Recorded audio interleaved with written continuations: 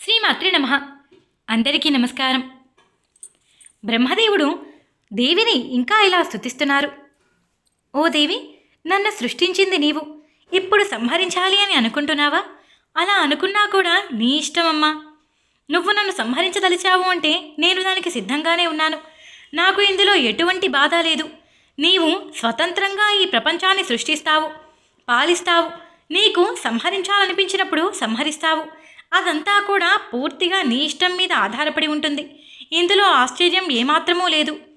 కానీ నన్ను సంహరించడం ఈ రాక్షసుల వల్ల అయితే అది నీకు కూడా అవమానం అవుతుంది కదా. నువ్వు సృష్టించిన నన్ను వేరెవరో చంపడం దేనికి? నన్ను సంహరించాలని నీవనుకుంటే నువ్వే నన్ను సంహరించు తల్లి, లేకపోతే ఈ రాక్షసుల్ని సంహరించు. నీకు ఇష్టం లేకపోతే శ్రీహరిని నిద్రలేపు తల్లి. ఇక నీ ఇష్టం అంతా నీ చేతుల్లోనే ఉంది తల్లి అంటూ బ్రహ్మదేవుడు ఎన్నో రకాలుగా ఆ యోగమాయను స్తుతించారు. యోగమాయాదేవి బ్రహ్మదేవుడి ప్రార్థనంతా విన్నది. అమ్మవారు ప్రసన్నురాలైంది. బ్రహ్మదేవుడి మీద దయ కలిగి వెంటనే శ్రీ మహావిష్ణువు శరీరంలో నుంచి బయటకు వచ్చింది. అలా యోగనిద్రాదేవి బయటికి రాగానే శ్రీహరి శరీరంలో కదలిక మొదలైంది. ఇది చూసిన బ్రహ్మదేవుడి మనస్సులో ఎంతో ఆనందం కలిగింది. సూత మహర్షి ఇలా కథని చెబుతూ ఉండగా సౌనకాది మునులలో ఒకరికి సందేహం వచ్చింది. వెంటనే ఆయన తన సందేహాన్ని సూత మహర్షితో చెప్తున్నారు. మహర్షి, బ్రహ్మ విష్ణు మహేశ్వరులు త్రిమూర్తులని అంటారు. వారు అందరికంటే ముందు నుంచి ఉన్నారు. బ్రహ్మాండంలో వీరికంటే మించిన వారు మరొకరు లేరు. సృష్టి స్థితి సంహార కార్యములన్నీ కూడా వీరే చేస్తూ ఉంటారు. అంటే ఈ ప్రపంచాన్ని అంతటికీ కూడా ఆధారం వీరే కదా. అందులో శ్రీ మహావిష్ణువు మహాతేజ సంపన్నుడు. ఆయనకు చేతగానిది ఏదీ లేదు. ఆయన సర్వసమర్థుడు అని అంటారు కదా. మరి అంతటి స్వామి యోగమాయకు వసుడైపోవడమేమిటి? ఆయన నిద్రపోవడమేమిటి? ఆయన ఏమీ చేయలేని వాడిలా అయిపోవడమేమిటి? ఇది చాలా సందేహంగా ఉంది. విష్ణుమూర్తినే అంత లొంగ తీసుకున్న ఆ శక్తి ఎవరు? ఆ శక్తి పేరేంటి? అసలు ఆ శక్తి ఎలా జన్మించింది? అంతటి సామర్థ్యం ఆ శక్తి ఎలా పొందింది? ఇవంతా వింటుంటే మాకు చాలా ఆశ్చర్యం కలుగుతోంది. మీరు వ్యాస మహర్షికి ప్రియ శిష్యులు. మీకు ఎంతో జ్ఞానం ఉన్నది.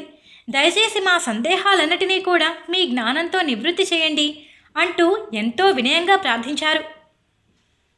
ఈ ప్రశ్నని విన్న సూత మహర్షి మొదట ఆశ్చర్యపోయారు.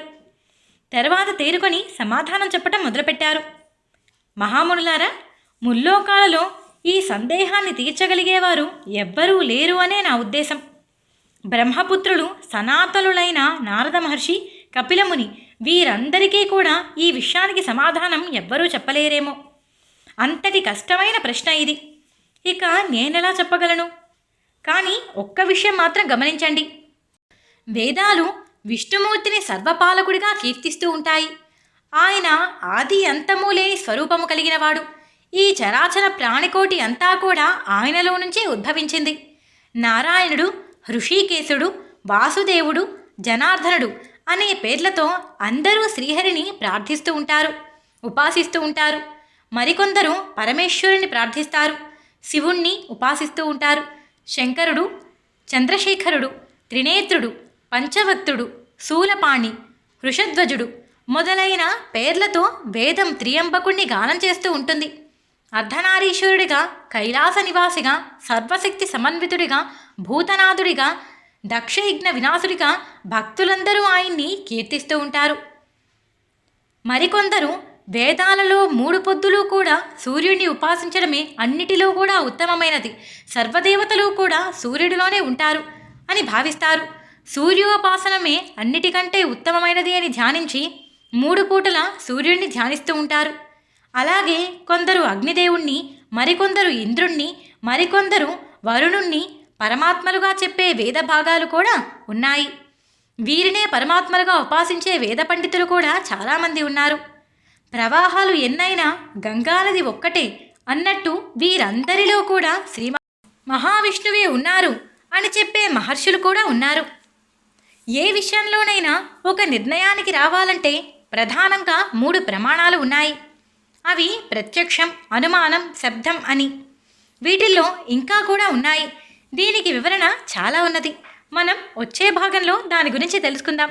ఈ భాగం ఇంతటితో ముగిస్తున్నాను. నేను చెప్పిన తీరు మీకు నచ్చినట్టయితే వీడియోకి ఒక లైక్ చేయండి. మన ఛానల్ని చూడటం ఇదే ఫస్ట్ టైం అయితే సబ్స్క్రైబ్ చేసుకోండి. అమ్మవారి కథలు ఇంకా తెలుసుకోవాలి అనుకుంటే గనక బెల్ సింబల్ని ఆన్ చేసుకోండి. అలా అయితే మీకు ప్రతి వీడియో నోటిఫికేషన్ ద్వారా తెలుసుకోగలుగుతారు.